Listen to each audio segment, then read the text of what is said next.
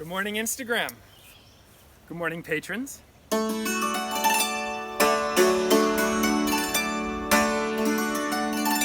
here to play a little music. I'm simultaneously recording to broadcast this as a reward to my Patreon patrons.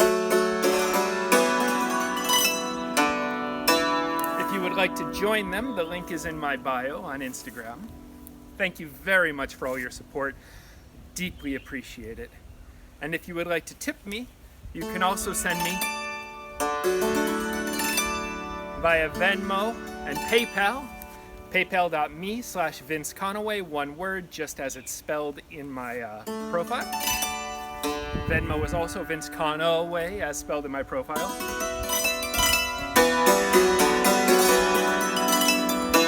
There's a Vince Conway who I think has gotten some money from me over the months, I guess.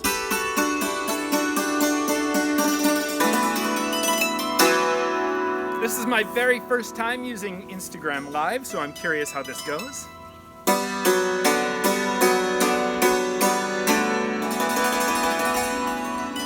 I'm going to start off with a tune that I wrote a number of years ago.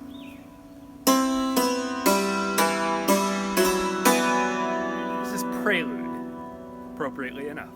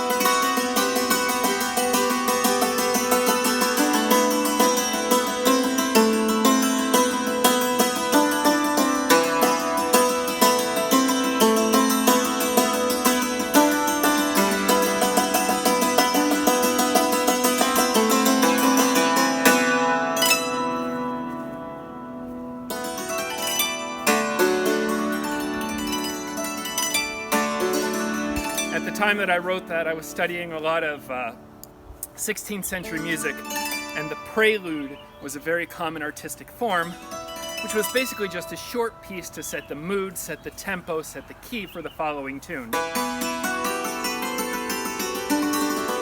that sense, I have used it totally inappropriately. However, I like to open a set with that because it's an excellent workout, excellent way to get myself warmed up.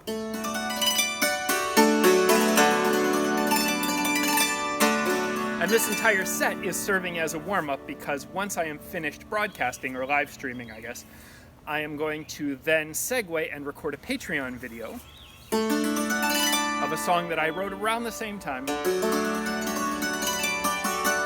And I'll be sending that out in a few days with a couple of fancy special effects, multiple cameras, etc.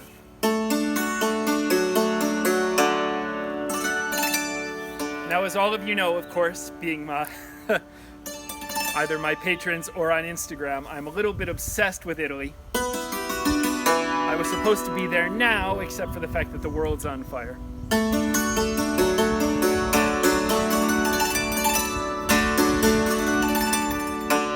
This next song is probably the best known Italian folk song in North America.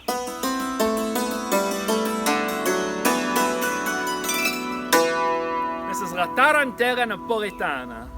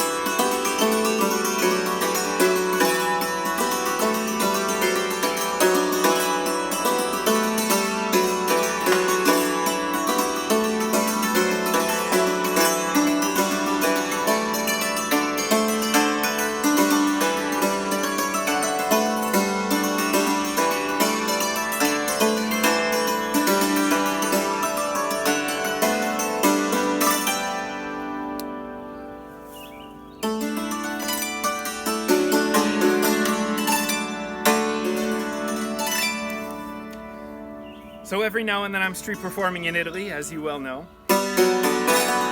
One of the reasons that I learned that tune is because I would get Italians occasionally saying, why don't you ever play any Italian music? And I'm like, I just played a song by Francesco Canova, Alessandro Piccinini, Antonio Dalza.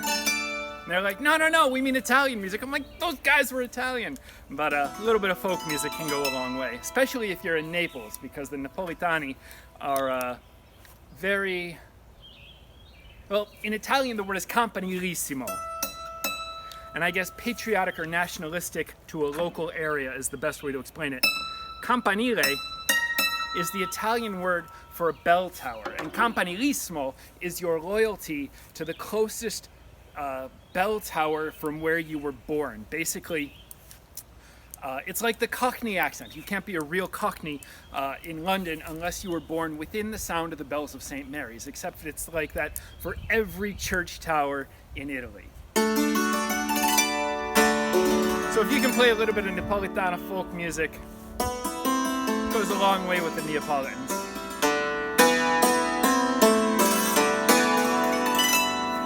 Now this next one is an original tune. When I am writing music, a lot of times I'll use a working title, and I get the working title in one of several ways. The first way is that I will call it after the place where I wrote it. So for example, my last album, Dell'Italia, which is soon to be released both digitally and physically, but has already gone out to my patrons, I kept a lot of the working titles because the theme of the album was Italian music, and all of the originals were music that I had written in Italy. So I have Pistoia, I have Lecce, I have Foligno, I have Al Corteo, which was written at an event in Foligno. And so that is one of the tentative ways that I will title music. The other is I will give it a title that is just the date that I came up with the basic idea. Now, if nothing happens in the meantime to give that song a more specific title, when it comes time to name it, one of my tricks is that I will look up the saint, whose saint's day is on the day when I first wrote the song, and then I will get a title based on some part of the hagiography, the story of the life of that saint. So I don't recall the date that I wrote this song, or even the name of the saint that I used. But one of his marks of sanctity was, upon his death, instead of decomposition, his corpse gave off the fragrance of roses and lilacs. And so I called this song Roses and Lilacs.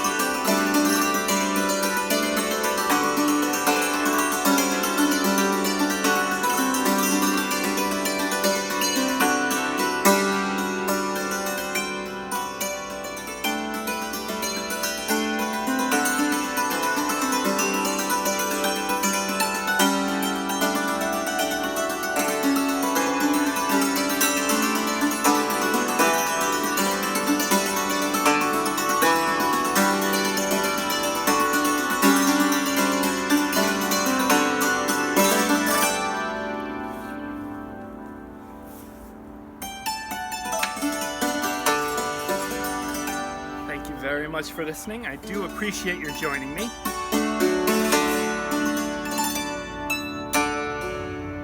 This next song is from the early 17th century. I don't like the word Renaissance because there's no such thing as a Renaissance when you're talking about music. Technically, there's not really much of a Renaissance when you're talking about anything else, but those of us who use it as a field try to elide that fact. However, I also don't like to use the dreaded B word because too many of my friends like to say, if it ain't Baroque, don't fix it. But technically, this tune does qualify. This is a song by Alessandro Piccinini, published in the 1620s.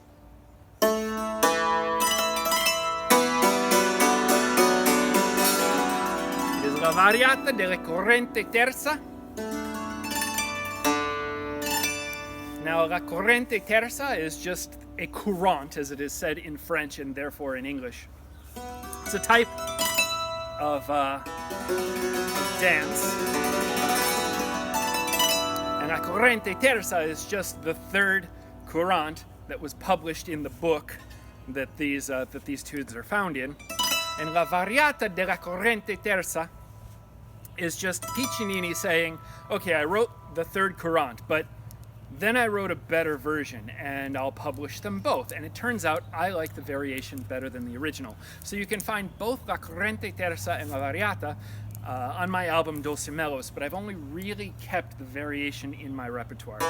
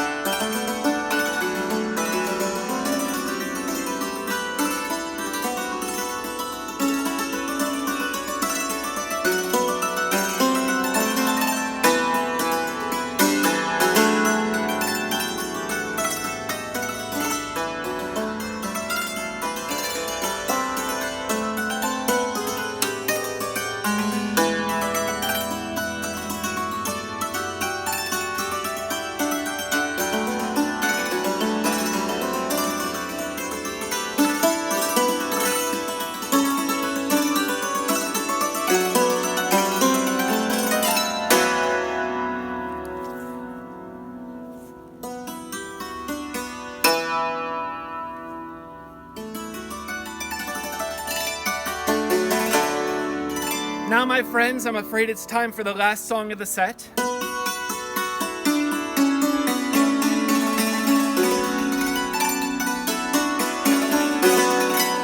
This has been fun. I look forward to doing more of these. I've been mostly live streaming by Facebook, but it's my intention going forward to alternate between Facebook and Instagram.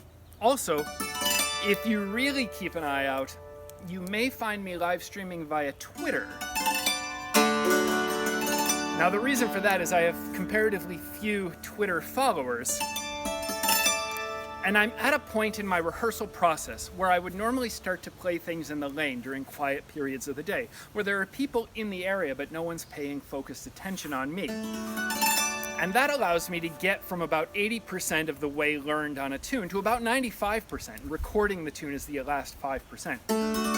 However, because we're, many of us at least, in isolation, I don't have the ability to summon a casual audience that way. However, unannounced shows on a platform where I have comparatively few followers seems like a possible way that I can hone some of the music I have been learning. Basically, in the last 2 months, I've learned an album's worth of material because on the one hand, I've been bored. And on the other hand, one of the reasons I got into music is because it is my safe space. It is my coping mechanism. It is not only my passion, but also my shelter.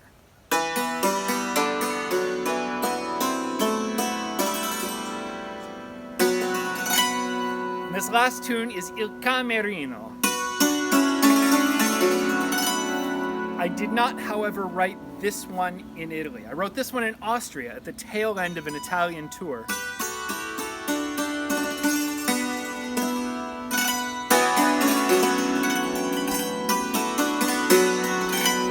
I was playing at a busker festival in Feldkirch, Austria. I love how I said Austria with an Italian accent. Österreich!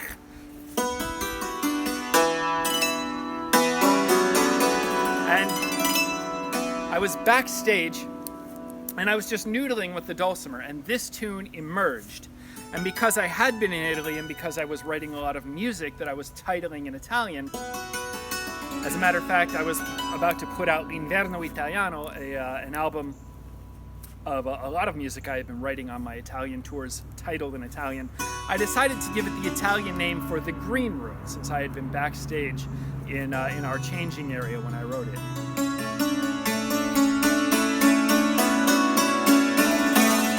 This is again Il Camerino.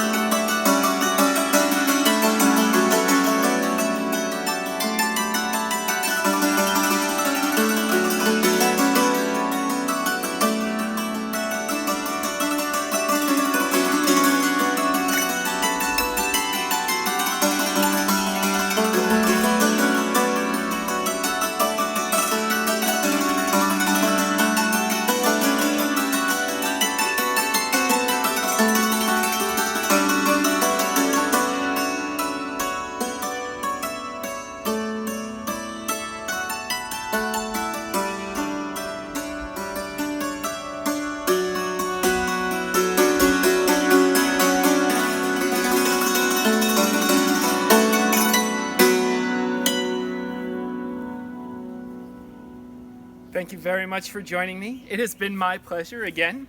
If you would like to join my patrons, you can find that link in my Instagram bio. If you'd like to send me a tip, Venmo and PayPal, my name, Vince Conaway, as it is written in my user ID. Thank you very much for listening. It is my pleasure. Thank you for joining me on all of my travels virtually via my photos and my pictures, etc. It's been a real pleasure bringing you along, and I look forward to being able to do it again. Have a beautiful day. Stay safe, stay healthy, take care of yourselves.